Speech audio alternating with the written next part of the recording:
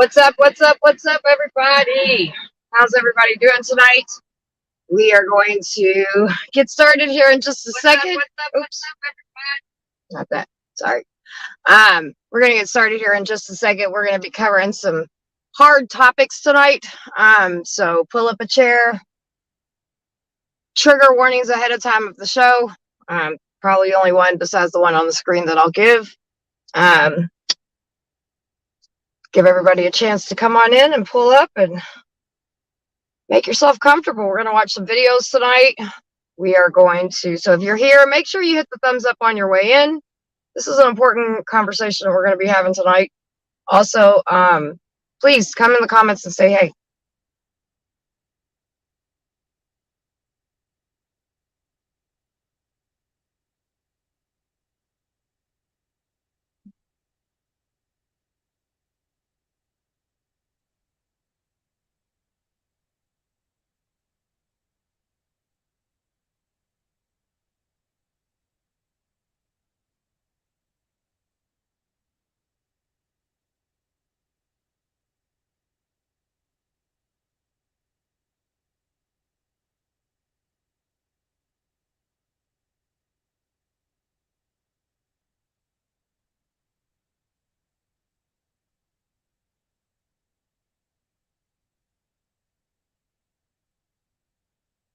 Come on in, come on in. All right, cool. We got people over on Facebook. All right, what's up, everybody? All right, you guys. So let me take this down. We're going to talk about some stuff tonight, as always. I'm trying to get back into my regular type of shows where we're educating, especially on one of the things that not only did I survive, but also I'm a big, huge advocate for here in the state of Kentucky and, the whole state, actually. Let's see who's in the house. Susan, what's up, beautiful? All right, let's see who's in the house tonight. Thank you guys for joining in. Again, thanks for always joining into the important conversations. I think we're going to learn some things tonight. Mama Bear's in the house. How are you doing, beautiful? Sunshine's in the house. Hey, hey. CK's in the house. What up, what up? Miss Susan's in the house. How you doing? Christy is in the house. What's up, girlfriend? How you doing, sis? Sally Jean's over on Facebook. How you doing? Garrett's in the house. Whoop, whoop. And Miss Christine's in the house. So, hold on, let me turn my camera on so y'all can see my face. I know I already kind of have my screen set up. Garrett's in the house. How you doing, babe? Oh, I'm so sorry, Garrett. We will definitely be definitely be praying for you, sweetie. I'm so sorry. Definitely, if you guys could send Garrett some good some love and some good support. You know, we love our fur babies, and it's very sad that his is. So we're hugging on you and loving on you, and we'll be missing you until you can get back. So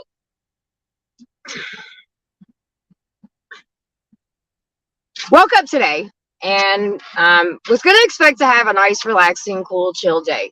Got up, cleaned the house a little bit, rearranged some things, trying to recuperate from yesterday because yesterday was a big, long, hot day. Went down to Fancy Farm and did all the stuff we did there. And I do my normal little strolling around on Facebook. As you all know, when I do these kind of shows, I sit in my car. For those that are just tuning in or may see this later, if you're new to the channel, when I do discussions like this, I do sit in my car and my kids are very aware of what's going on, but you know what I mean? Like, I don't know, just some privacy so we can talk about everything that we need to talk about. So please share the live, share the live, share the live, share the live. So am I coming in okay? Or is that the rest of my screen messing up?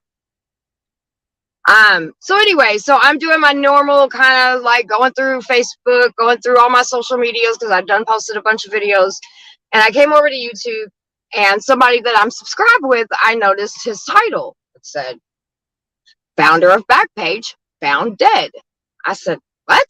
Now, for any of those that don't know and haven't been keeping up with some things, we're going to play a video here in a minute. I believe our Backpage video is going to be the first video that we play. And so I'm going to kind of update you guys kind of for if you've been under a rock or anything like that. Update you on some of the things that's going on. But for those that don't know, his federal trial was about to start tomorrow, actually. And it's actually still going to be going on. The judge, apparently there has been, he killed him, quote unquote, unalived himself about a week ago. When I found that out, I found it not shocking, but very disturbing. Nobody was talking about it, right? I remember when they closed down Backpage. I remember when all of that was going on. And I was definitely in support of Backpage being closed down. Actually some of the people that helped with, like on a big level, I remember they came to Louisville and celebrated, because I mean a lot of people took place in getting that and supporting Backpage being shut down. Now,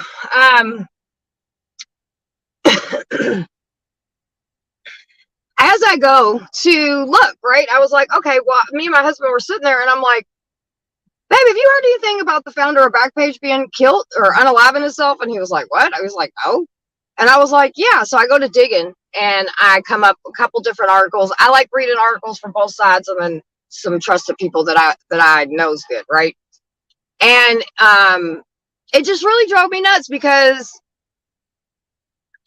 everything was glorifying this man, talking about how this man is such an amazing person, and he did amazing things in his life, and right? And then I was like, does people not realize, like, is it that soon, or is it been that long since Backpage has been closed that people forgot the whole reason why, and so many people rallied around the country for it to be shut down? And hey, he supposedly unalived himself. And good people do bad shit all the time. Just saying. So it just, I don't know. It took, so the show was scheduled for at 3:00, and I'm not gonna lie, I got a little upset. If need be, if minors are being sold on it, 100% unknown, 100%. See, as I'm reading everything, like, it's always funny, because some people think you cannot be anti-human trafficking and pro-sex work, right? But you can, right? I don't, by any way, shape, or form, think it's okay for another person to sell another person. If a person decides on their own free will that they want to get into the sex industry, I support that 100%, because as long as somebody's not being forced, I don't have an issue. And when I was doing my little going through and seeing what people were writing about him now that he's dead, right?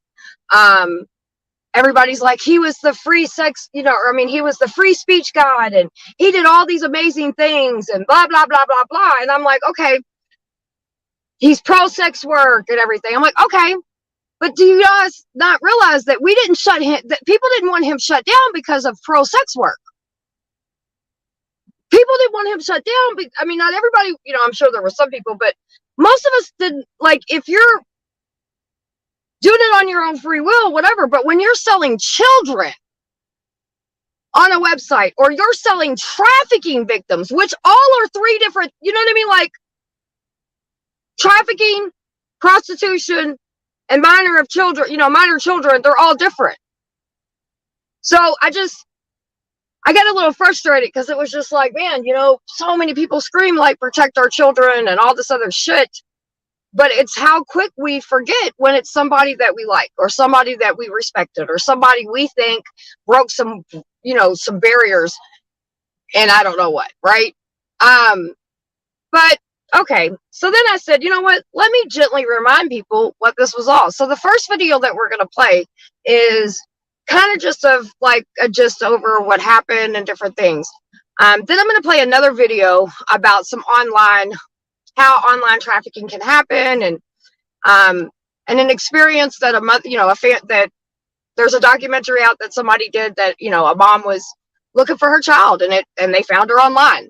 I'm going to play a couple different videos, because online stuff is very, very big, right? A lot of things are moving off of the track.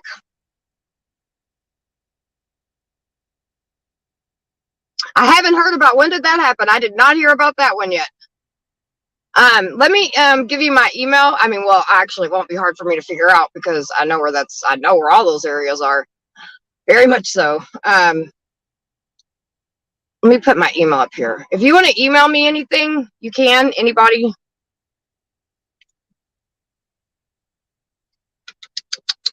Wait, what am I doing? My email's over here.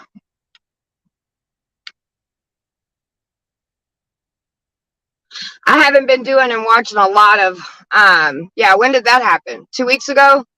Well, I haven't been watching a lot of news stuff, and I ain't really been online that much, except for like when I'm doing shows or whatever. But yeah, I'll definitely look into that because that's our stopping ground, sunshine. And hell, anytime a trafficking ring's busted, I'm down for it. And yes, trafficking happens in all of those areas, obviously. But even without that, whatever happened, there's still going to be trafficking that happens. Trafficking happens everywhere. And online trafficking is very, very, very real. And it's getting bigger and bigger and bigger. And, you know, like in these different articles, and maybe when you guys go and do your own research, right? I haven't heard anything about it either, Sunshine. It just seems like that a lot of people are like, well, you know, this man did so many different things and he did so great, you know, like he was the king of free speech and all of that, and that's fine, and he can do all of that. But the day that you find out children are being sold on your website and you continue to allow, and just because you say, okay, well, here's something over here, like here's one or two people, whatever, there's a lot of cases that were going on. Now, was he selling them? I wouldn't say that, but I would say that he was definitely hosting a website that was proven that children were being sold on that and trafficking victims were being sold on that. It wasn't just sex workers that on their own free will and they're grown and they make their own decisions, right? That's not what we're talking about. We're talking about children that were sold on his site. We're talking about trafficking victims, because I know sometimes people will go, but summer, but no summer, nothing. If you're hosting a website and at any point in time, children are sitting here being sold, you need to shut that shit down. Like, what are you talking about? So I'm going to have CK go ahead and play my first video for me. I am going to stop in the middle of it because we got to do the fair use stuff. You know what I mean? Like, I don't want to get no strikes or anything. It was international. Yeah, I ain't even gonna lie, I haven't been paying attention to shit except for down here. Because I ain't been watching any news or anything. And I've been taking a little break from online. Because honestly, this whole Sound of Freedom shit, I feel like I'm like, really, here we go again. I mean, you know, here we go again. Except this dude killed himself. Well, if he killed himself, and you know, I don't do a lot of conspiracies, but Epstein killed himself, right? Or did he? CK, go ahead and play the video. We are going to begin tonight with some breaking news. A government I'm about to look that up. There's no volume. Agents this afternoon seized the classified ad website Backpage.com and closed it down. There's no volume on my end. Following the story.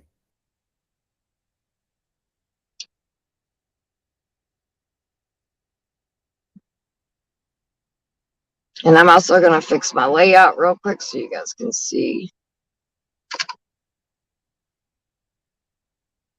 And while we're playing the video, I'm going to look up what you were talking about. Easily distracted. You have volume?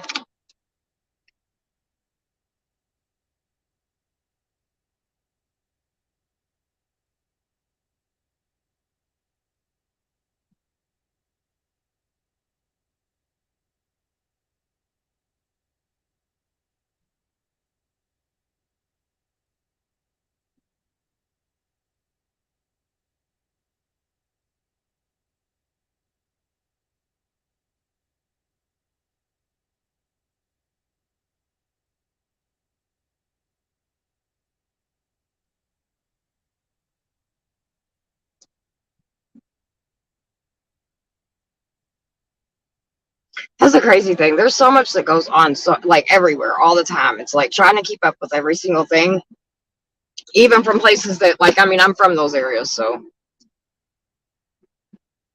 There's so much shit down here I'm trying to keep up with. What's this thing at? West suburbs of Chicago.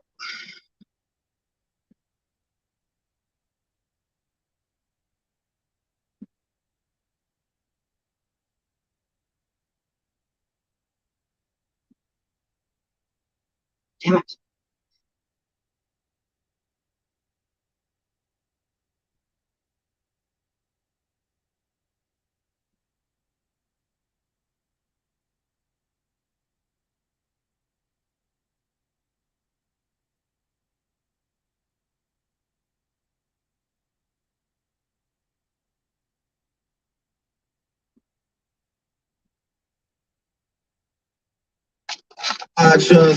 WGN covered it. Yeah, I'm looking it up right now.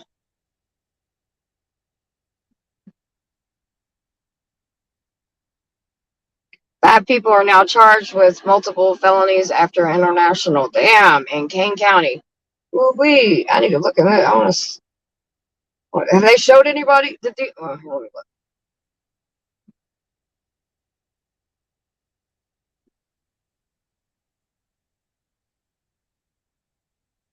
I mean, so there ain't no secret the trafficking goes on there. It's like you think blackjacks. Yeah, there's a lot of shit going on. St. Charles arrest 5 connected.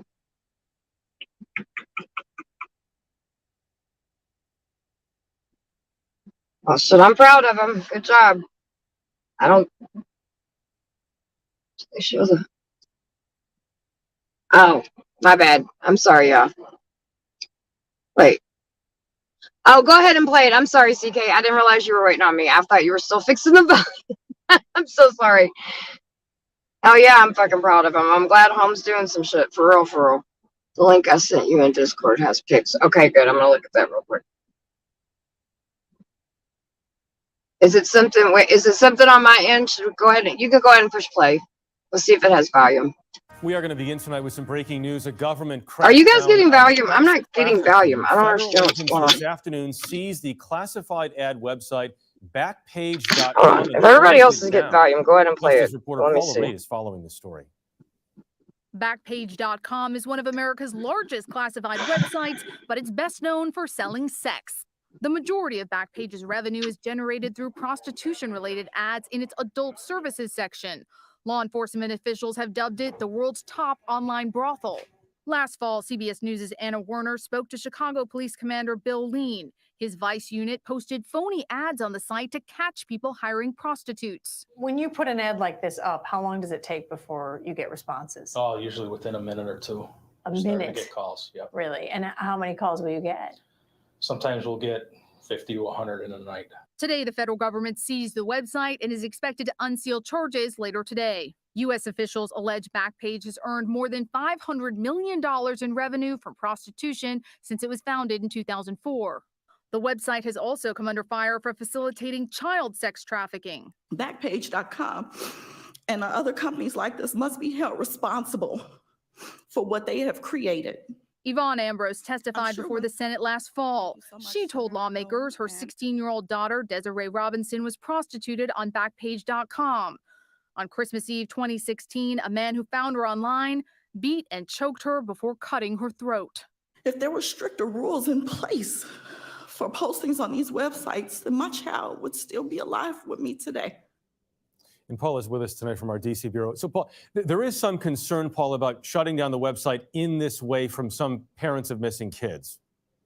That's right. There's been mixed reaction to this federal action. Some folks say that this could help civil lawsuits against Backpage, but other folks are concerned that by shutting down the Can you website, pause it just for a second? even more of this activity. And so again, I'm just kind of showing you guys like what got all this different stuff started. And you know, for a lot of people, it was the trafficking of children and things like that that were happening. Also, you know, what people also have to understand is these ads, and I have posted on Backpage before. These ads, like these host companies, you'll usually have to pay an ad, but they also would give you ads for free. You know what I mean? Like they would contact you and be like, hey, you know what, you could post here for free. You could post, you know what I mean? So like, You can't tell me they didn't know what was going on. And they continue to act like that they don't know what was going on. And that's bullshit. People could sit here and be doing 100 billion good things, but like, and then just be like, oh no, I didn't know children were being sold. Well, here's a mother testifying that her daughter was killed by a trick and she's 17 years old. She's a minor. So, you know what I mean? It's really fine. This guy might have did some good things in his life, and that's amazing, right? But the fact is, you overlooked children being posted on your platform. So I don't give a shit what great things you did. That kind of just put all that shit to the back, in my opinion. And I feel like, I just am surprised a lot of people don't see that. Like, because then it makes you just wonder, like, do we really say protect our children? Go ahead, CK. Oh, and before you do that, what they're going to talk about is something that I have also talked about before. So there was a double-edged sword shutting down Backpage, right? Like, it was good because it's one less site, but it also is bad because at least with Backpage, you could watch and see what was going on. You could find missing kids. You could see where children were and actually get them. And help them, you know what I mean? Like, extract them, rescue them, whatever language, which obviously we don't like using the word rescue, but some of you might understand that better than extraction. So it was a double-edged sword, you know what I mean? Because you could sit there and you could pay attention to things. And so when that shut down, that lost a lot of people didn't know where people were. And so that's kind of what they're going to talk about. Well, he had done stuff like it's some shit like giving women's right a platform in his newspaper and different shit like that. I guess he had started a newspaper that went for when he was in college or some shit like that, or when he was younger, and then it just kind of blew up and it's done so good. And so all these people are like, and to me, it's just like, I don't give a fuck what you were talking about. Once your involvement in anything like this, I don't care. I mean, like, I seen literally, like, I had me and my team, like, look at some shit, because I didn't hear nothing about any of this, right? Nobody heard anything.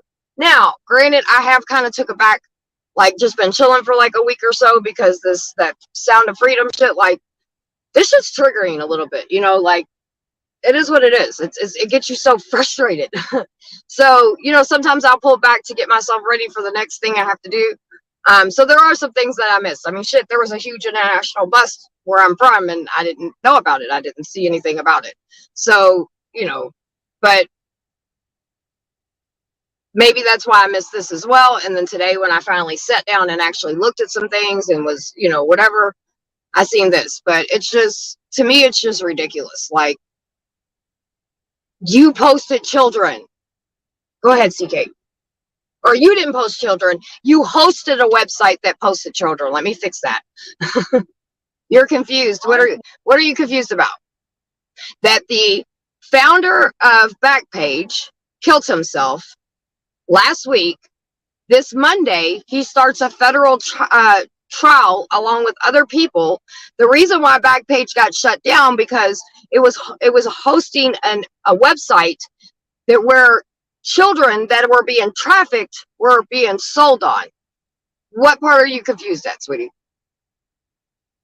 Except the only part I'm confused on, which maybe this is it, is them thinking that he's this wonderful person, because I'm sorry, you can't know shit like that is going on. Whether you're doing it, you're supplying the place that it's being done at, and you're not even doing shit about it. Like, the feds had to shut your shit down. Go ahead, play the video. The dark web and make it harder to find victims. All right, Paula Reed with the seizure and closure of Backpage.com. Thanks very much.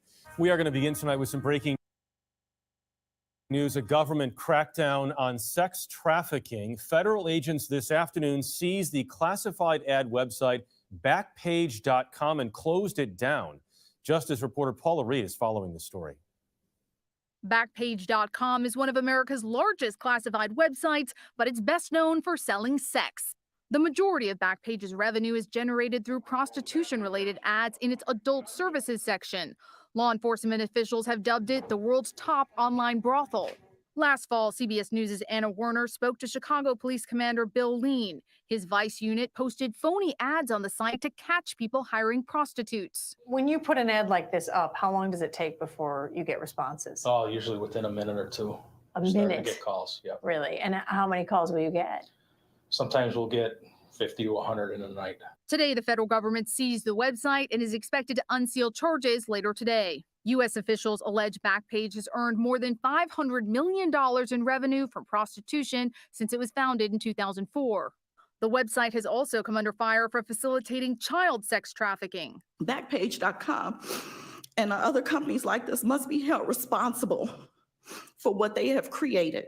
Yvonne Ambrose testified sure before will. the Senate last fall. Thank you so much, She told Senator lawmakers her Hill, and- 16-year-old daughter, Desiree Robinson, was prostituted on Backpage.com. On Christmas Eve 2016, a man who found her online beat and choked her before cutting her throat. If there were stricter rules in place for postings on these websites, then my child would still be alive with me today. And Paul is with us tonight from our DC bureau. So Paul, there is some concern, Paul, about shutting down the website in this way from some parents of missing kids. That's right. There's been mixed reaction to this federal action. Some folks say that this could help civil lawsuits against Backpage, but other folks are concerned that by shutting down the website, you may drive even more of this activity onto the dark web and make it harder to find victims. All right, Paula Reed with the seizure and closure of Backpage.com. Thanks very much.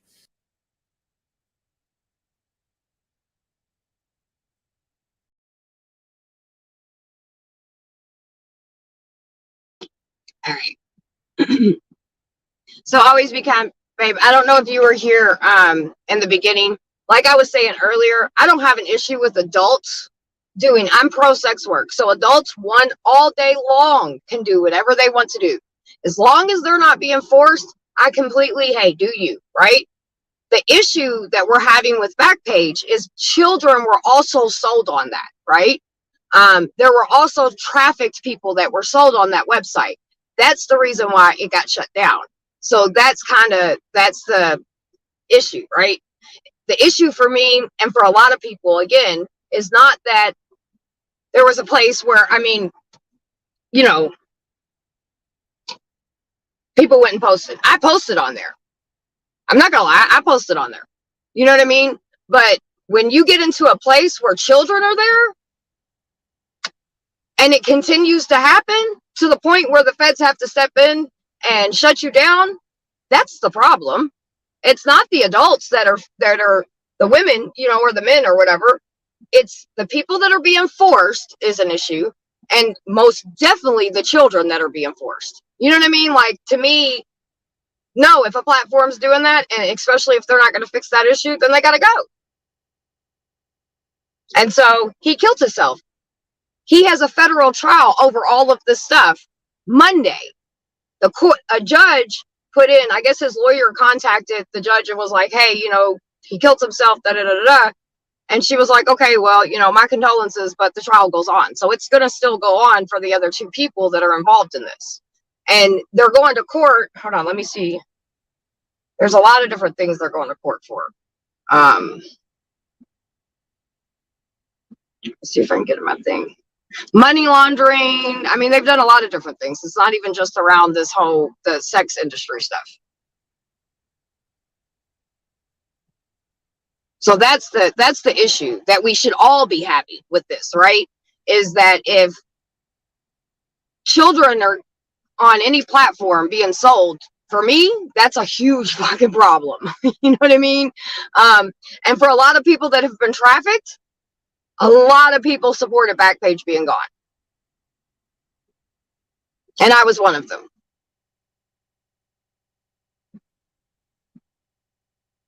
All right, so this next thing that I'm going to show, this is like a documentary. This is kind of a little bit of a documentary, and it talks about some online stuff because, like, we as parents and as people, if you have nieces, if you have nephews, if you have anything like that going on, you know what I mean? Like, you should be educated about it a little bit, like, to see how it works, because a lot of grooming happens online. A lot of grooming to our children, to our teenagers goes on. And it's done in a way that they don't, you know what I mean? Like, a lot of people aren't even catching it. And so any chance that I get an opportunity, and I don't have to tell you guys, I can tell you guys until I'm blue in the face, but you know, this is a documentary that's out there that Nightline did. And it followed a couple different people, stories. And so I just thought it was good to show, because I don't know if people have seen it or not. Maybe some of you have seen it. But you know, we can watch it again together. But yeah, for me, again, sex work is not an issue for me at all. If you're an adult and you want to do what you want to do, go for it. I don't have a problem with that. But when children get caught up in the mix, when people that are being forced to do it get caught up in the mix, then it's going to have my attention and a lot of other people's attention. And it should. Go ahead, CK. We're going to bring you a really powerful and eye-opening report that might challenge everything you think you know about prostitution. It's the latest in our series, Hidden America, and I'm here with our colleague, Diane Sawyer. Welcome back, Diane. So great to see you, Juju. It's always great to have you on Nightline, but I know this is also a story that we both care very deeply about. I've covered it over the years, and we've talked about it all around the world. But tonight, sex trafficking, something happening right here at home. Our colleague Nick Kristof of the New York Times and his wife Cheryl Wudun have made a remarkable documentary called A Path Appears, and they have been following women, often very young girls, locked into a life of prostitution by highly skilled profiteers, pimps. And you're going to hear Nick argue, when you look closely, these women are in fact not criminals, but hostages walking among us. By night and by day across the country, young American girls controlled by pimps are sent out to have sex for money, sometimes 20 men a night. We had to make at least $1,000 a day. There was no days off. You have to sleep with 10 to 20 strangers per night. I would probably have up to like 20. I was so exhausted. I didn't want to do it anymore. He hit me a few times, and then he had a gun and he pointed it at me and he was like, "You need to do what I say." He's like, "I will kill you." Savannah was looking at websites when she was lured away. A study says the average age a girl enters prostitution is 12 to 14 years old. So one day, I think I was 13. I didn't really know a lot about anything. So I went online and I don't know how I came across like this website for like sugar daddies, guys would pay for your stuff. I didn't know that I would have to have sex with them. I just thought they were I don't know what I was thinking, but I just thought that, they would buy me stuff, and just because I was pretty. I don't know. I still did not understand what was happening, like completely, even when we went to the hotel room until it happened. And that is just one way pimps lay the trap. All it does will walk in, and again, it's not that bad. At New York's Port Authority, two plainclothes officers, Sergeant Hector Martinez and Officer Jack Collins, tell me, we are surrounded by pimps just out of sight who come here to stalk runaways. The pimps can spot them immediately. But you're in a kind of race against the pimps. Absolutely. They see, especially left-hand side, as soon as they walk into Greyhound, right. They want to be pimps, recruiters. Now they sit there, they watch. The officers try to intervene. A lot of the kids are from foster care. A lot have been sexually Can you pause it for me? And the predators know Thank you. And I want to address always be kind. So I'm pro decriminalization it. And the reason why I don't want it legalized is because that I think it'll become a huge problem in a lot of ways that a lot of people just wouldn't understand unless you've been in that life and you've experienced all that and you see the pure evilness of it. It can be. But I believe that if we decriminalize it, and that's why I'm a huge advocate for decriminalize it, that's where, because Christy makes a good point. She said the only issue I have with prostitution that it is legal, that for it to be legal, is I feel like it makes it harder to find victims. I could be wrong, but that's just how I feel. You're not wrong. It does make it kind of harder to find victims. But it's the same you look at the same different things. Sometimes you have to look at these adult websites and different things like that to see if children are being forced, or because children are being forced, period. Children can't, there's no such thing as a minor prostitute, right? So that's why I'm for that. And I'm the type of person, like, I've been forced to do things my whole life, so I'm not going to force anybody, you know what I mean, to get in and out of the game. If I'm talking to somebody that's in the sex game or whatever, I don't, or somebody tells me they want to get in it or something, I don't bullshit them, right? Like I don't feed them what, like back in the day when MTV was a big thing and all the videos and movies and shit that would be, be playing, it glorified the industry, right? And a lot of things in our society glorifies the industry. I'm not going to tell people like what decisions to make if they're grown, but I'm also not going to bullshit them, right? I'm going to tell them my experiences. I'm going to tell them the things that happened to me, and be there for them when and if they ever need help. So this is, again, this is a young girl that was manipulated. They're also showing you guys how traffickers go to greyhounds and different things like that. That's why, a lot of people, when they hear a kid has been ran away or something like that, it's not a big deal to them, right? Or they're just like, oh, it's a teenager being a teenager. No, it's not a teenager just being a teenager. Even if a child runs away, statistics show, and so many people like statistics, I think it's 1 in 4 runaways come within the first 48 hours of a trafficker. That's a problem. So when you see a missing child in your community, or a parent's, on Facebook writing, hey, my child ran away, take that very serious. Take that if that was your child missing.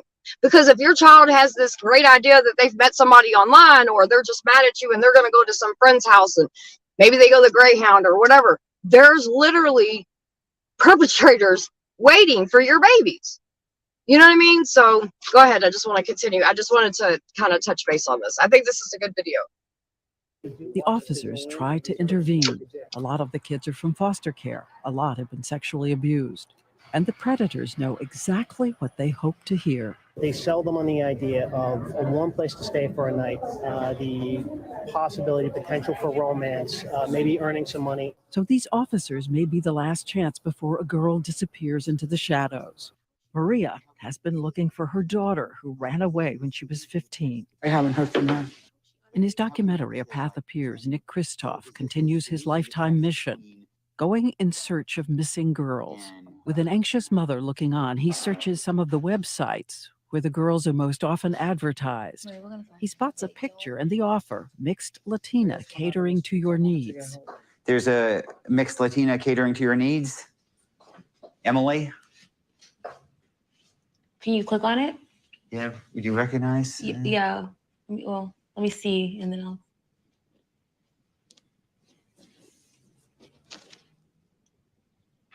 I'll. Maria. Maria. That's her. We have to make sure.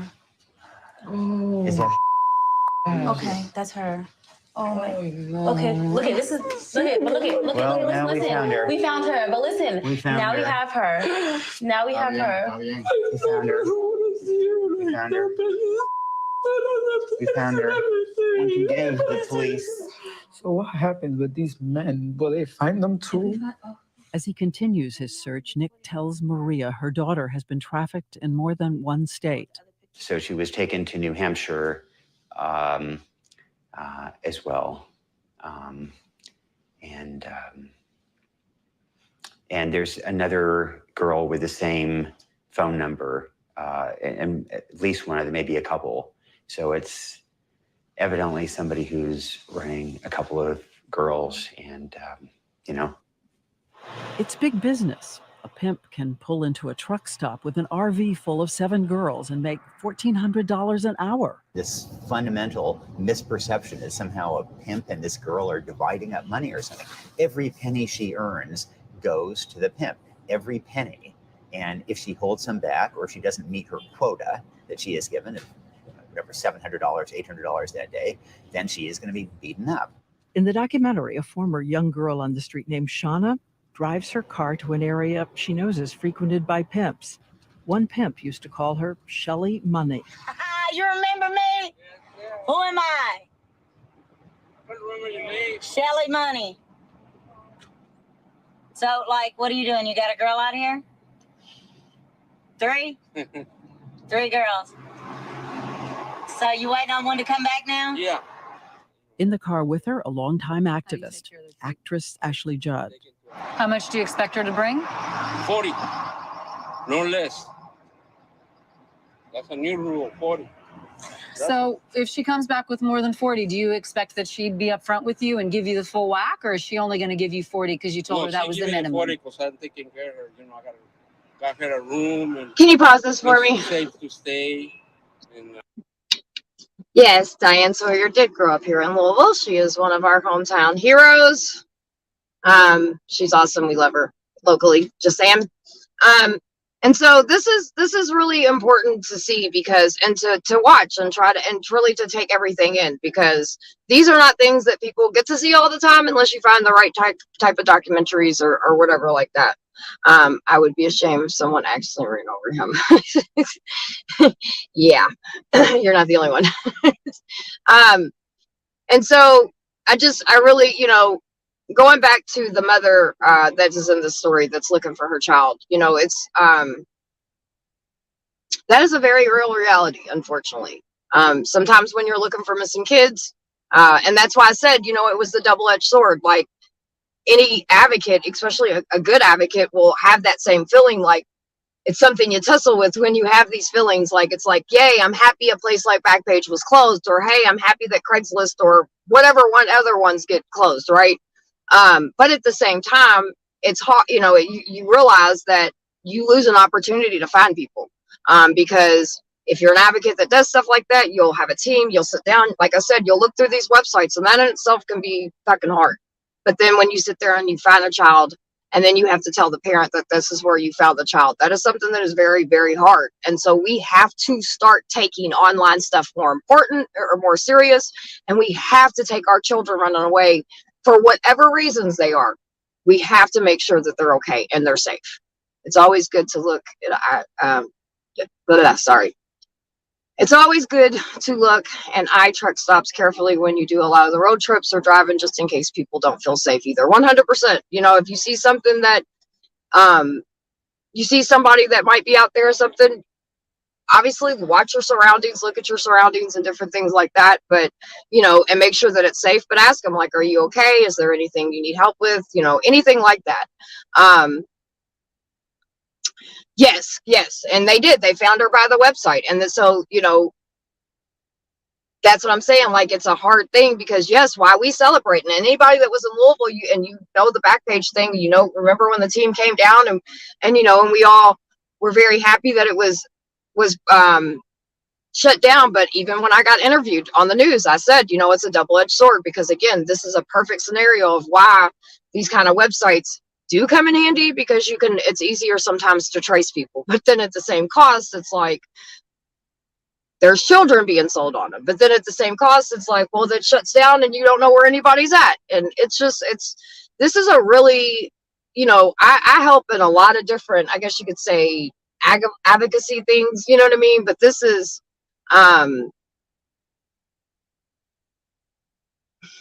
probably one of the hardest ones, because it's so wrapped up in so much stuff. And if you don't know where you're looking, or you don't understand what you're looking at, if you don't know the verbiage, if you don't know, you know what I mean? Like sometimes this, like when he was saying like 3 women, sometimes when a pimp has more than 1 or 2 girls, it's called a stable of women, and they'll refer to that as a stable of women in some sense. So, and always said, is this the new pimp look? Yeah, pimps don't really have looks. That's the thing, right? Because if you looked at him, you would have never thought, oh, that's some pimp. You probably would, I don't know what you would have thought, but you know what I mean? I don't know if that had been the first thing that came to your mind.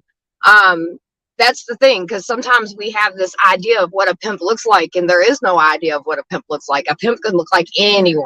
A pimp could look like you, me, your pastor, your police officers, your mayor. It could look like anyone.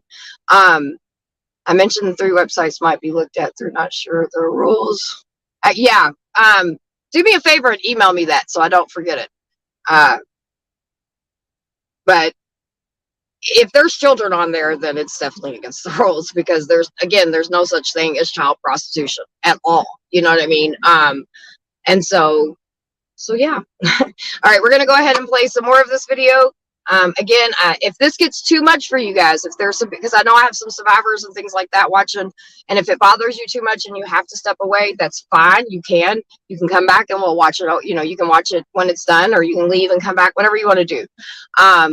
But Sunshine said, in movies, yes, in real life, no. Right. In movies, there's a stereotype, right? Like there's you either got the dude in the powerful suit, or the mob guys, or you got, the dude with the pants hanging off his ass, walking the track with the girls, or big furry coats with canes and pimp hats. And why, yes, that can definitely be what it looks like. It also can look like, a fucking soccer mom. It can look like anybody, because anyone can traffic people. And online is a huge thing. Trafficking, pimping, if I would say that's the new age. Pimping is online.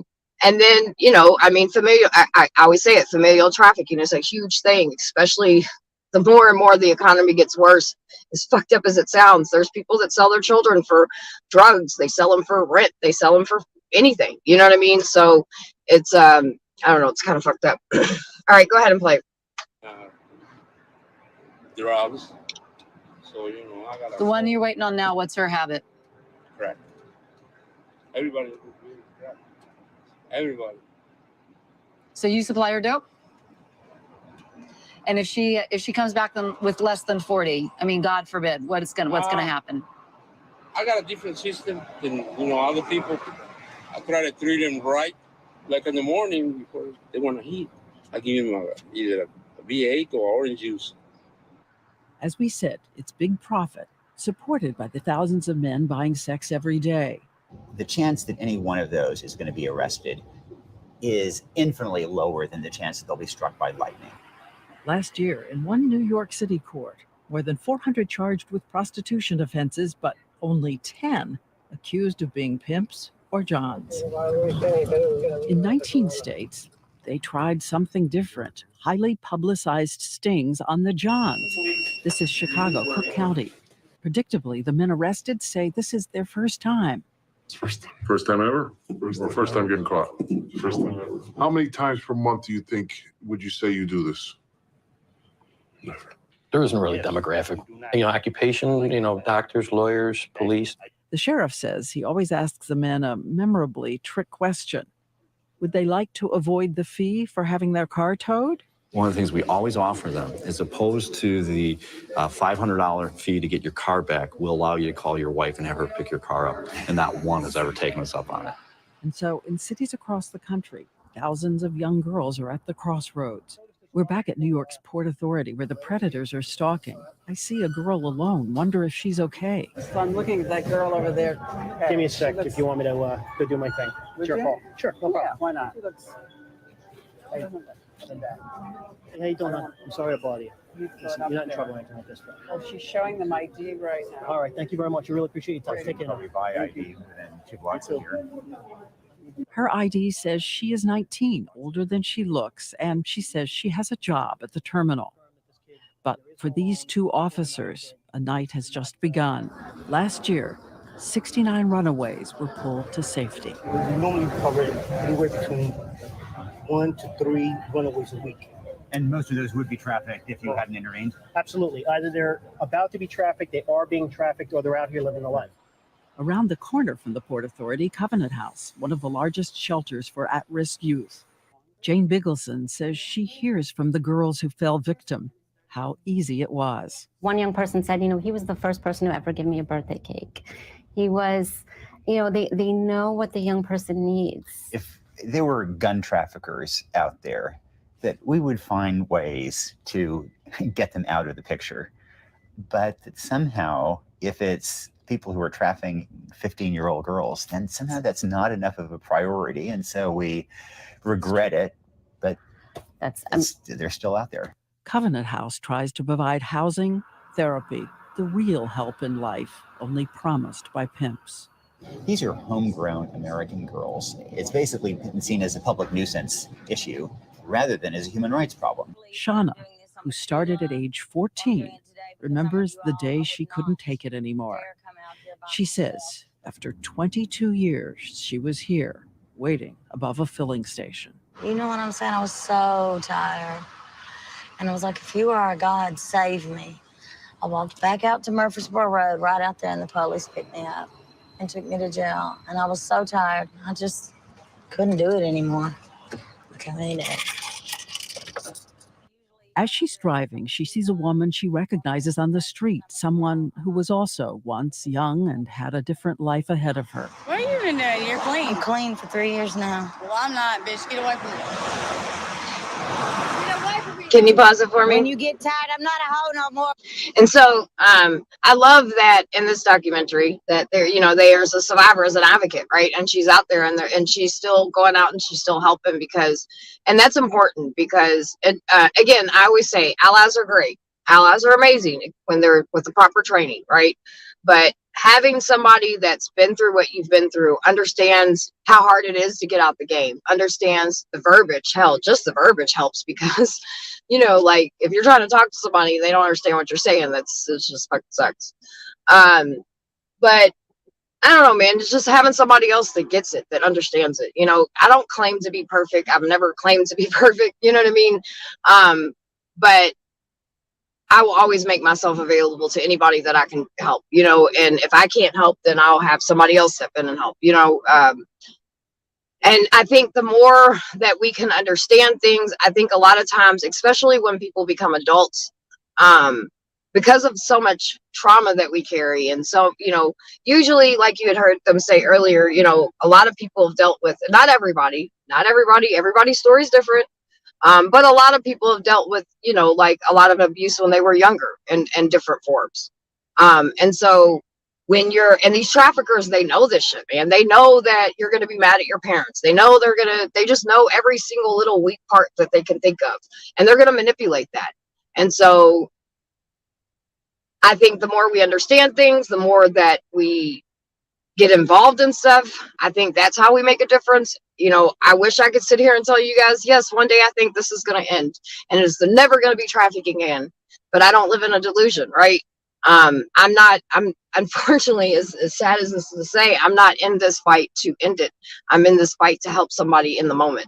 You know what I mean? Because if I can, each person that you can help and they find their freedom, however that looks, right? And they live their life however that looks and their beauty of it, then they can be a testimony to somebody else. And so each one of us that help each other and then we go along and help somebody else, I think that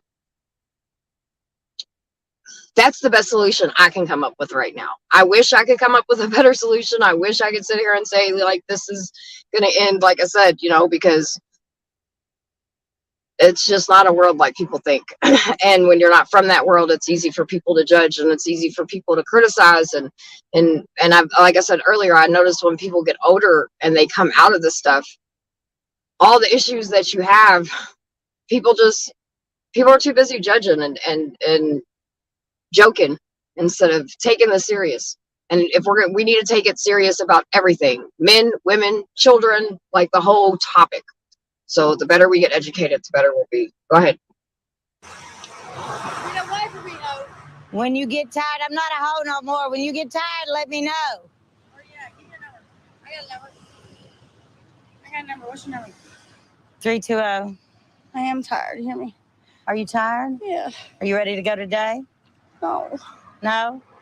Well. But I'm tired. I just want to get well one more time. Bitch, go on. I love you. I've been there. I know. God, she used to be so beautiful. She's messed up. I don't know an easy way to walk away. As beautiful as the young girls back at home tonight. The mother whose daughter was seen on that website. Maybe time will heal. And that young girl who didn't know it would be about sex. I love you. Who found her way home to her mother. And as beautiful as the young girls, still lost in the shadows.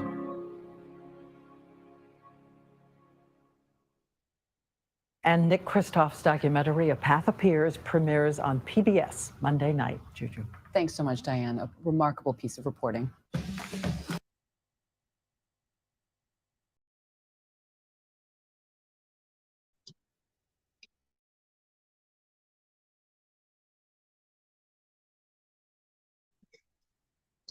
That part always gets me because I love seeing the mom and I love seeing them reunite because there's a lot of families that don't get to do that. So I think it's pretty awesome. I think I'm going to skip video number 2, but I do want to play video number 3. Just so you know, sorry if you already have it loaded. I apologize. But yeah, I think I'm going to skip video number 2, and do video number 3.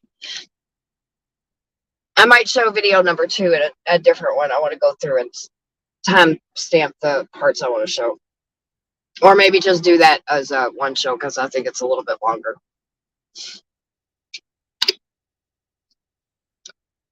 And so, like I was saying earlier, like, it's not my job to force anybody. So if I meet somebody, like, I'm the same way, like, oh, girl was, like, I'll sit there and talk to my, the females or whoever, men too, that are out there. And I say, like, hey, I'm here if you need anything. If you get tired, like, I'm here. You know what I mean?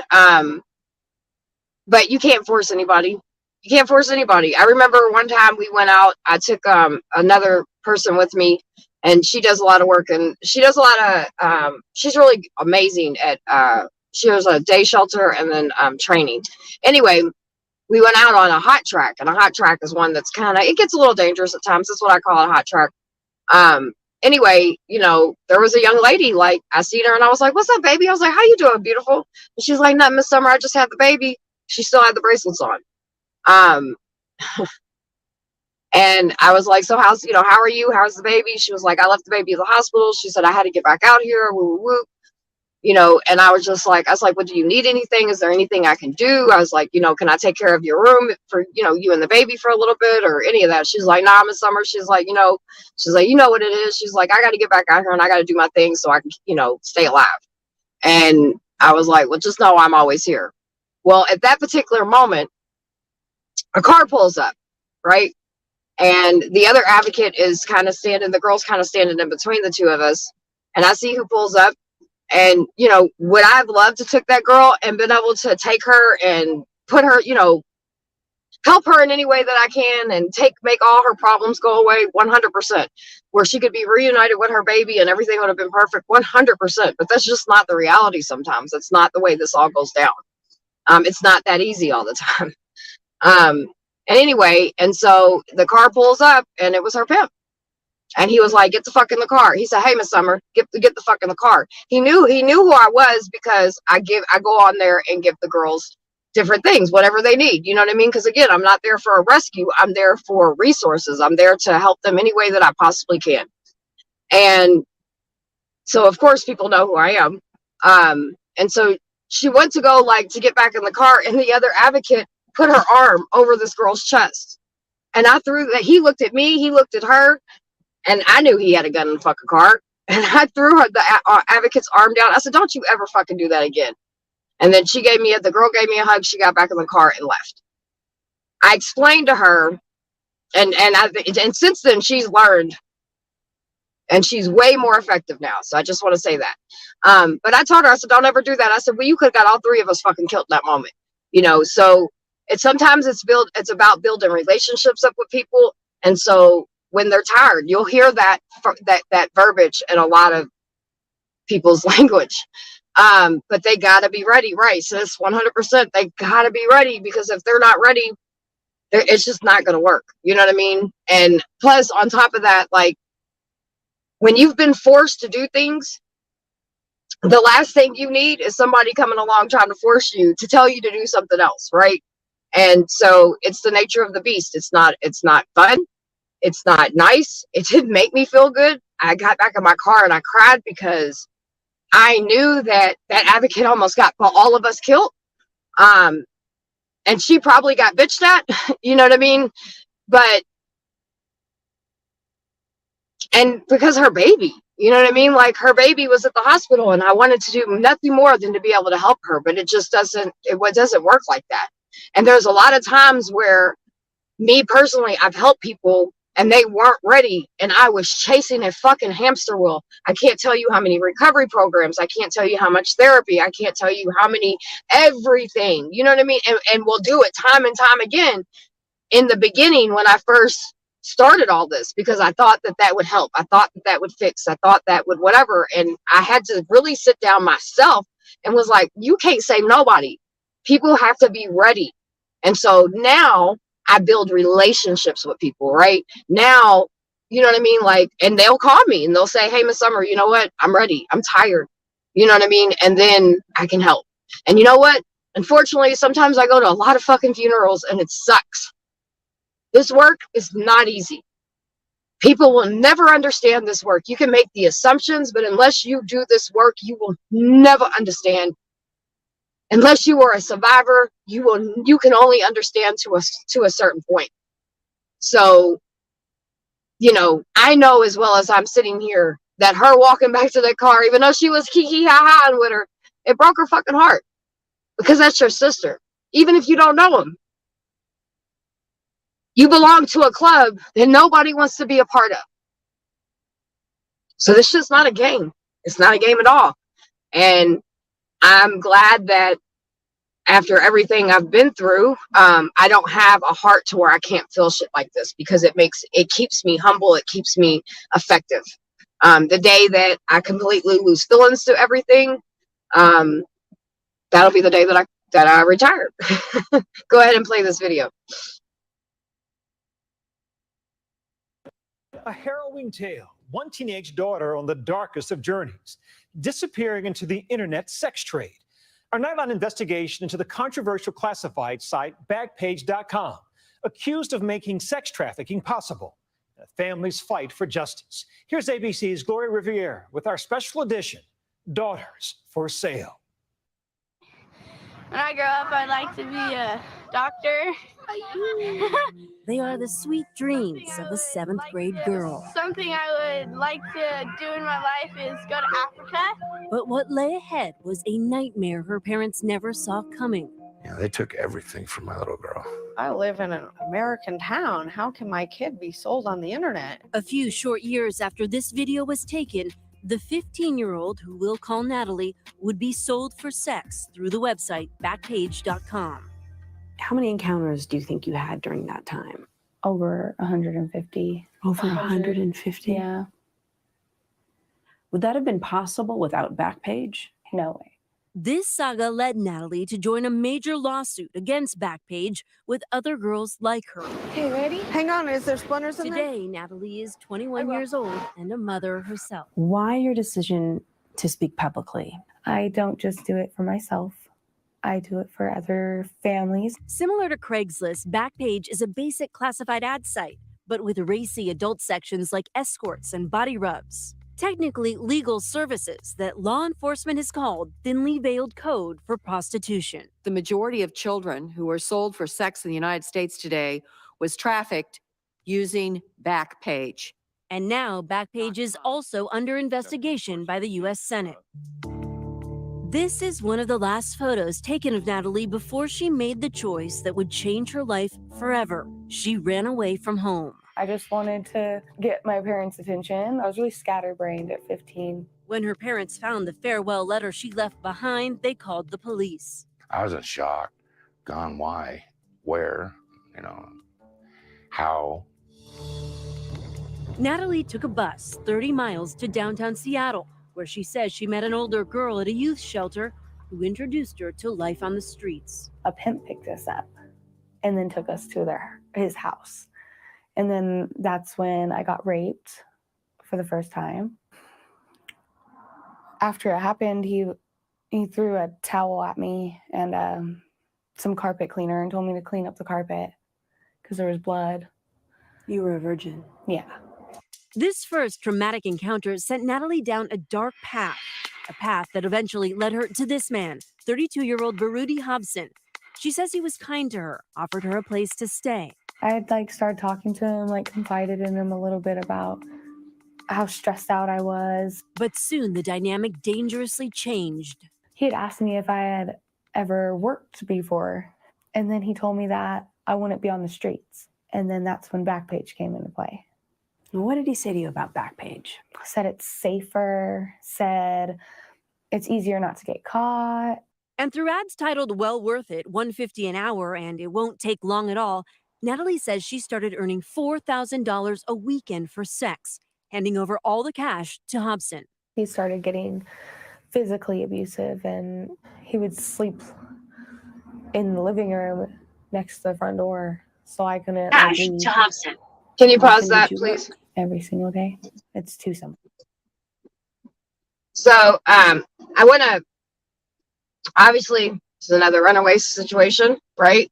And she went to a youth shelter thinking everything was going to be okay. She ends up meeting somebody else that's in the life, introduces to her, and here we are, right? I want to continue to bring this up. A lot of people are not talking about the founder of Backpage killing, unaliving himself, okay? It was actually kind of, I had to like really go into the internet, and finally that's how I found it. I didn't see anybody on YouTube. I didn't see anybody talking about it. Now that's to say that anybody's talking about it. There was one person, that's how I heard it this morning, but other than him, I didn't see anybody else talking about it.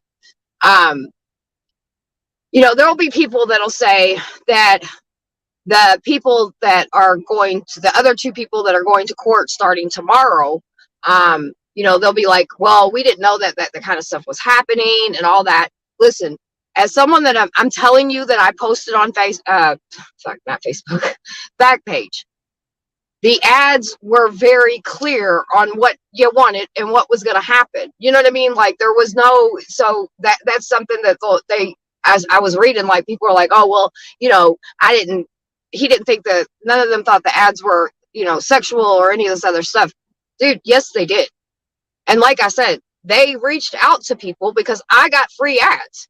So when you know, when you're getting emailed by Backpage saying, hey, like, you know, hey, you could post for free, you could do this, because you had to pay a fee and things like that to post. And you would put down how much an hour, you would put some little phrase line or whatever, and usually it was a very heavy kind of innuendo of sex type of situation. And then there's pictures. So you can't tell me that they didn't know sex was being sold on their site. And again, the issue is the minors. There were children and there were trafficked victims, children and adults, that were being sold on their platform. That's why the federal government shut it down. And I'm glad that the judge is not postponing it. I'm glad they're going to go along with it. But, you know, a lot of people aren't talking about this. So I'm going to ask you guys to share this video, like get it out there, let people see it, because people need to see it. And I mean, I don't know if he killed himself, but that's a whole different conversation. Homeless and drug and trafficking seems to go hand in hand. 100%. That's what I tell people. You know, I've had people look at me and be like, you know, you're involved in all kinds of stuff. You damn straight I'm involved in all kinds of stuff, because my main core fight is fighting anti-human trafficking, right? Well, guess what? Sorry, but if you didn't know, anti-human trafficking can be in anything. You know what I mean? That's why I'm on the streets so heavy as far as homeless and stuff like that goes, because that happens. These kids, you know, it sometimes gets labeled as survival sex, but these are children. These are teenagers. I don't give a fuck what they look like. I don't give a shit. They're kids. We can scream all day, save the children, but if we ain't active doing something about it and not getting upset about it, and at least bare minimum having fucking conversations about it, what the fuck are we doing? You know what I mean? So sorry, but I just had it because that was something that, like I said, when I'm reading, when I heard this morning that he passed away because another YouTuber, I heard it from his channel. I was like, what the fuck? And then I heard some other things that I'll talk about as soon as we get through this video. But then I went and looked at some of the news articles, and I mean, the way they were just glorifying this guy. Like one headline was like, said something about hero in it or whatever. And I'm just like, I don't give a fuck. I don't care. There's good people that do bad shit all the time. There's people out here that are freaking amazing citizens of the world doing everything fucking right. And their life, they have a whole different life. They're fucking serial killers or traffickers or buyers or whatever. You know what I mean? Like, the biggest population of people that buy trafficked children across seas because they're children is Americans. Period. How about that? So if they're going across seas to have sex with children where they can, as we all know, it happens here as well. And that's why we can't turn the other eye. When you see a missing child's, something in my eye. When you have a missing person poster on any of your platforms, share that shit. I don't care if the kid ran away 10, 15 times. Share it. Because it's important, because at the end of the day, it's still a child. I understand teenagers can be frustrating. I understand that they can do the most, but you got to ask yourself, why? Why are they doing the most? What's going on? And if it's something at home, let's figure it out and get that baby safe so the baby don't keep on running. Because eventually they're going to meet somebody that they may never get away from. Survival sex for kids is still trafficking. 100%. There is no survival sex when it's a child. I mean, play that beautiful bean footage. How often did you work? Every single day. It's too simple. Asked you if you're 18 or older. I mean, a simple yes click was about as far as that went. It tore our family apart. Natalie's father, Tom, says he would spend his days driving around Seattle, The dreams of her going to college. searching desperately for his missing girl. Day after day, yeah. He learned she might be working the streets. The idea alone pushed him to a breaking point. What ran through my mind was what I was going to do and how I was going to handle it when I found her. It wouldn't have been good for the pimp. I know that. Later, Natalie's parents found out she wasn't even on the streets, but being sold online. What was it like for you to realize what was going on with Backpage? When you hear that your 15-year-old child is posting an ad for sex or for rape in her case, and that she's getting 25 to 30 calls an hour, and you're thinking, okay, well, how many of these is she having to answer? I mean, how many times a day is my child being raped? Right now, U.S. law protects Backpage from being held legally responsible for what users post on its site. If someone advertises a faulty motorcycle, the buyer of that motorcycle shouldn't be able to sue Backpage merely for posting the ad. Under the law, there is no difference between Backpage posting the advertisement for the faulty motorcycle and posting the advertisement for the underage girl. Backpage, based in Dallas, says they voluntarily put in place a multi-tiered system for screening ads, which includes employing moderators, a filter for keywords, and a user-reported flagging system. In 2012, their attorney told Nightline, online child exploitation exists, and the best tools to fight it are also online. And Backpage.com is currently one of the very best tools to fight it. Age 18. But Seattle's police department Vice Squad tells us they find underage girls listed on Backpage all the time, including Natalie, who they rescued in a hotel sting set up through her Backpage ad 108 days after she went missing. You're in his hotel room. Mm-hmm. He says, I know who you are, Natalie. Instantly, I saw storms of cops outside. One of those cops, this man, Detective Bill Geyer. Yeah, seeing if you're available. I remember meeting Detective Geyer.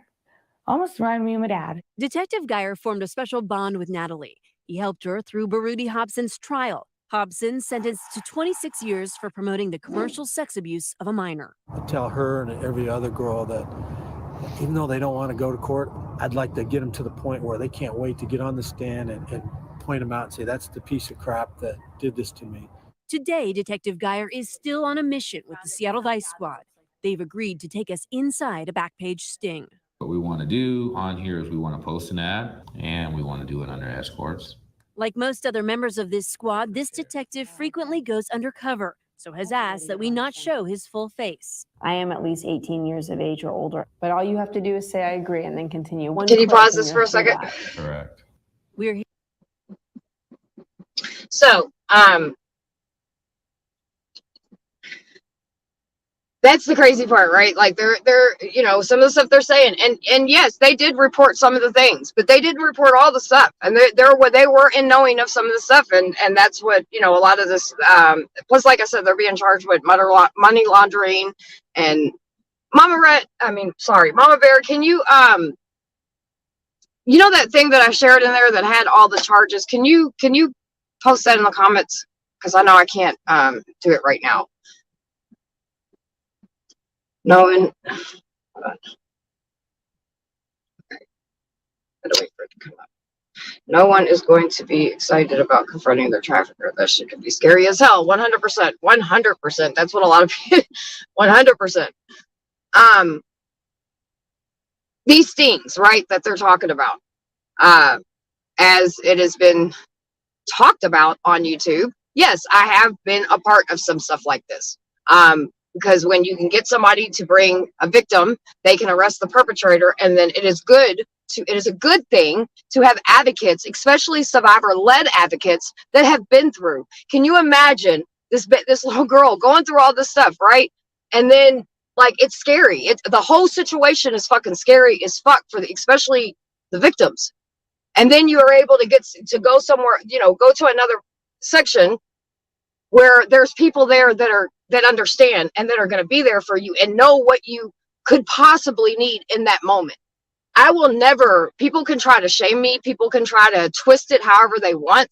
Let me explain something. When it comes to helping a victim, I don't care what my personal beliefs, I don't care what my personal standards, I don't care what any of that is. I'm going to help that victim, period. And if you're not in advocacy and you're not willing to put your shit to the side and whatever that victim needs or wherever that victim may be, and you're not willing to go because whatever, then you're stupid. You need to go. You just need to get out of that aspect of it. You need to go find something else to do, because victims need somebody that's going to be there for them, that's going to, understand. And that goes all the way from, like Christy says, dude, going to trial and prosecuting people, like, that is the scariest shit, because a lot of people end up dead. A lot of victims end up hurt. And then just the psychological aspect of everything. Even if you're not hurt and stuff, just going and sitting in that box and that fool sitting right, to be able to support that victim, and not only that victim, but that family in that moment, is very critical. It's very important. It's literally can be like everything. So you have to, you know what I mean? Like, I don't care. And I don't care if people hee ha ha or try to make jabs, or, oh, well, she does this, so she works with the police. No, I work with victims. And I will always show up for victims in any aspect that they need. If they need someone to go to court with, I'm gonna be there. Anything. That is true. You have to be tough enough to do this kind of work. This kind of work is hard. And it weighs heavy on you. And you have to learn how to take care of yourself in the process, or you're not going to be able to help anybody. And there's people that can do certain things, and then there's people that can't do certain things. There's people that just are not made and wired right to be able to go in and help with an actual extraction or a rescue. There's people that are not wired to be able to be at that hospital or that, wherever a victim is found in that moment, because it's a lot of emotions. And you have to be able to maintain all of that. That's where, in some sense, my life of being complete chaos has actually worked in my favor, because I thrive in chaos. I can make things make sense in pure shit that doesn't make sense. I don't know if that even makes sense, what I'm trying to say, but it's a gift of mine. I've dealt with chaos since I was a young child. I've survived and know how to just work through it, I guess you could say. But some people can't do shit like that. And even the people, those of us that can, you still have to sit down and you still have to take care of yourself, and you still have to have a support system. My survivor sisters, my survivor family, dude, is my everything. Because they're in the work, they're doing the work, whether it's speaking, whether it's running shelters, whether it's on doing outreach, whatever aspect it is. They're everything. Because that's my go-to. That's my accountability. That's my, you know what I mean? Like, that's everything for me to fill my cup up. So these things are really, really important, and they need to be supported, not mocked.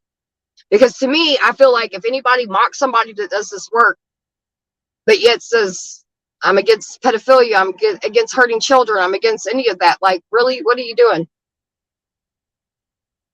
Backpage founder looks creepy. So he unalived himself.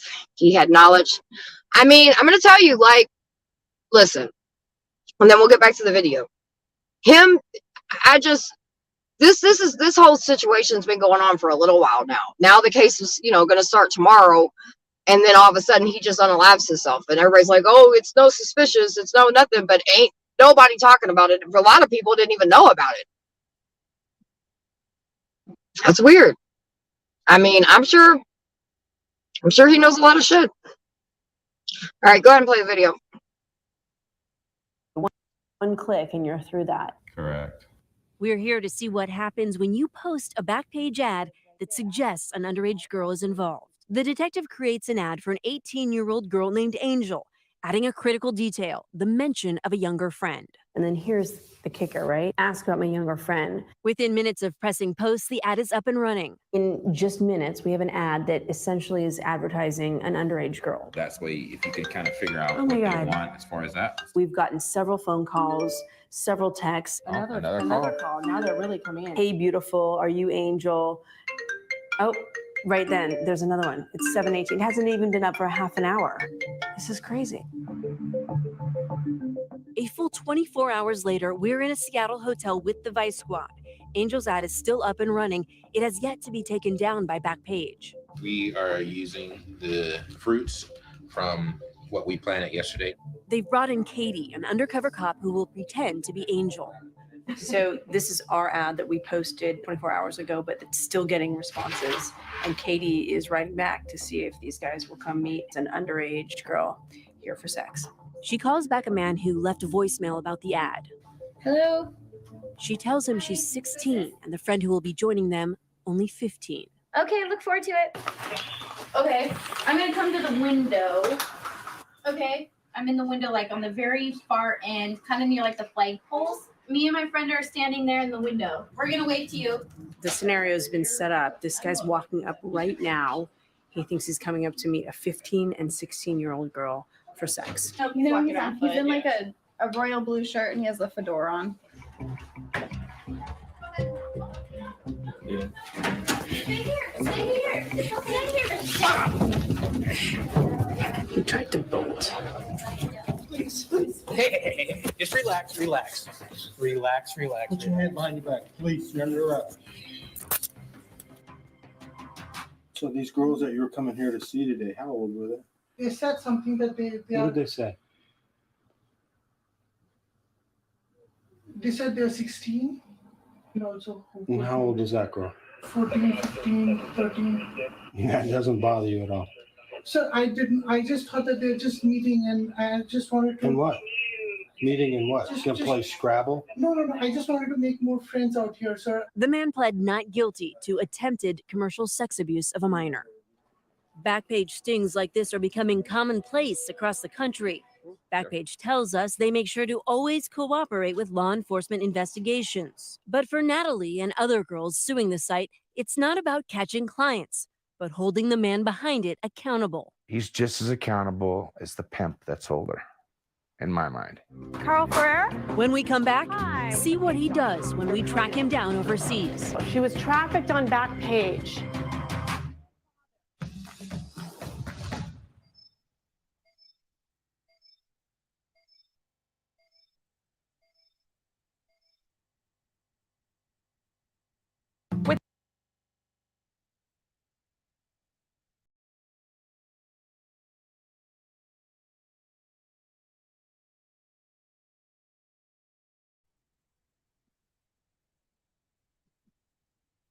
Oh, okay. Spinnaker said I deleted it. Oh, okay. Oh, Spinnaker said I deleted other phone. I realized that I can't see all the comments all the time, so I also watch from my other phone that way. If I plus for some reason I'm not getting sound. I don't know what I'm doing wrong on here, but anyway,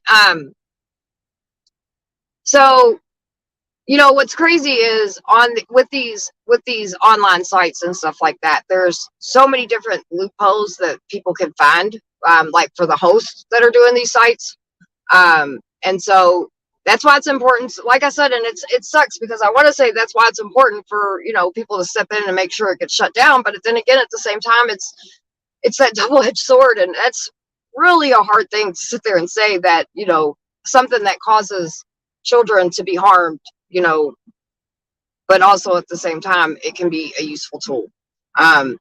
So we put the link in to what the federal case is, and that way you can see the different things that they were able to try them for.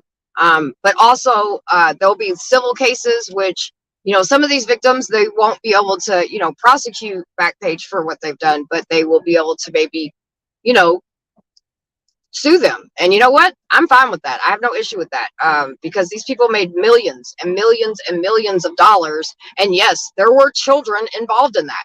And so I support 100% what these survivors decide to do, anything that they decide to do.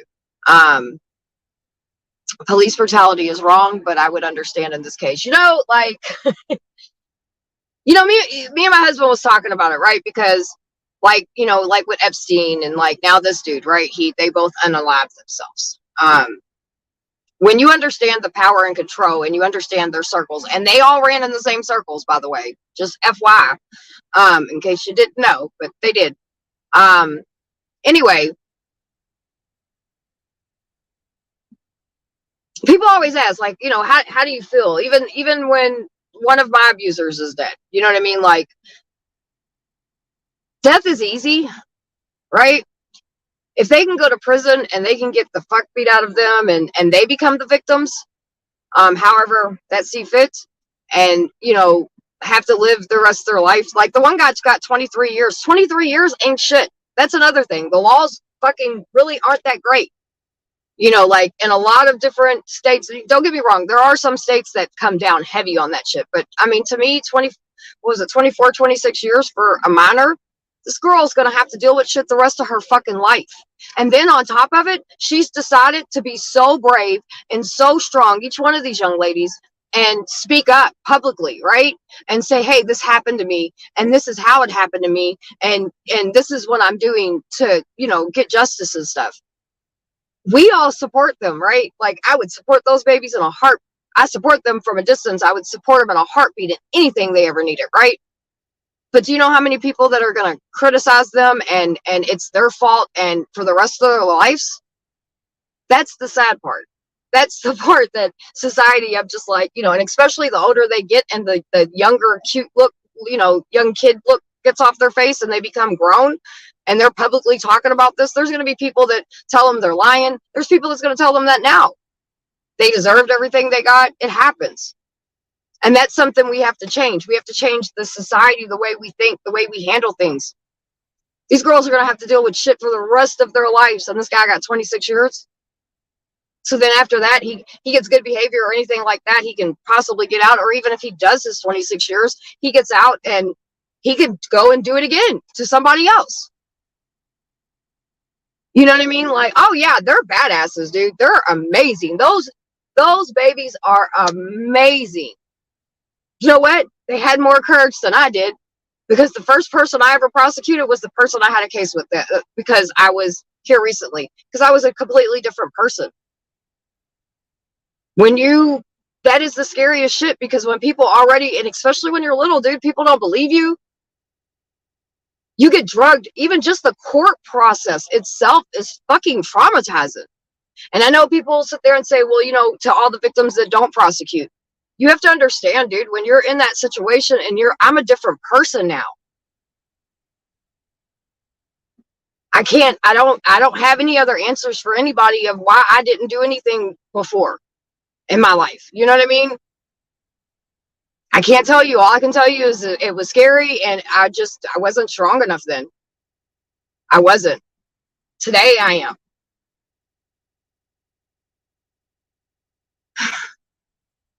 Those little girls are the strongest people and they're going to grow up to be amazing people. We have to get smarter. This has to be more than just a hot topic conversation. You know, I'm still working on trying to get somebody to come on to kind of teach you guys a little bit about, you know, internet safety and language with emojis and just different shit like that, you know, apps and stuff like that these kids use. Our kids are very smart when it comes to this. They're very smart when they're very smart when it comes to online stuff, right? And these traffickers, they know that. And they use that shit against them, because they use when they're, you know, having a bad day or they're mad at their parents. Kids post all the time. Kids have Facebook and Instagram. Well, not necessarily Facebook, but Instagram and shit. Half of y'all don't even know about. Even if the ones you know about, there's a chance you might not know about the other ones. And that doesn't mean that you're a bad parent. That just means our kids are smarter than us on this internet shit sometimes. But there's things out there that we can learn. There's things that we can do. And even without knowing anything, you can still have conversations with your kids. You can still make spaces for them to be able to come talk to you. And it's not, you know, being a parent's not easy, but, and you got a lot of things to fight against, but we got to protect our kids, dude. We have to, you know what I mean? So anyway, when I seen this dude from Backpage unalived himself today and nobody was, or not today, last week, and his trial starts tomorrow, I was just like, oh, okay. Well, he's not in a jail cell, but do I think he did it? Probably not. And that's not a conspiracy theory. I understand how power and control works, and I understand the circle these powerful people run in and the shit that can happen. So do I think Epstein killed himself? I don't. Do I think Maxwell's going to end up unaliving herself? I don't think she's going to do it. Will I be surprised if something happens to her? You know, she's got another trial going to start. She's getting a second trial. So all that'll be coming up too, just FYI. So keep your ears to the floor. There's a lot going on. And sometimes you have to look for things because they won't just pop up. You know, aliens went to court, but nobody talked about this. Just saying. Which one's more important? I mean, yeah, there's probably something else besides us out there, but they're not more important than our children. So on that note, thank you guys for hanging out with me. Go do some self-care. This was a hard show. I get it, but it was a good show. I think the videos that were that played were very informative. Share the video out, please. Please hit the thumbs up, at least bare minimum. Do that. That'll help the algorithms. And until next time, be a part of the solution and not the problem. And we don't have to know everything, but whatever it takes to keep our kids safe, that's what we need to do. Check your kids' phones, 100%. Check your children's phones. Check your children's rooms for backup phones. You know what I mean? Kept him from talking. Don't think Maxwell. I don't either. I'm surprised. I'll be honest with you. I'm surprised she's not already. You know, and personally, I think that's the easy way out. I do. I think that they should be in prison and have to deal with what consequences the universe gives them. But anyway, everybody, thank you all. Have a great night. My brother's house, he has a box for cell phones. You don't have your phone in house. You talk to each other, right? And that's cool, you know what I mean? But the realistic, and I'm glad that your brother does something like that, but realistically, that's not how a lot of people do their households. And honestly, I don't think that, you know, I think at times, certain time frames, yes, no phones, you know, whatever. I'm not going to tell you not to give your kids phones, because just like with online shit, there's good things and there's bad. There's good things about your kid having a phone, dude, because you can pay attention to what the fuck's going on. And you can, you know, we have an app on all of our children's phones, so I know where they're at all times. But anyway, y'all have a great night. Until next time, we will be back with more things to talk about. Holler, share the video, hit the like. Have a great night. Hug your babies, man. Hug your babies. And make sure you share missing person posters.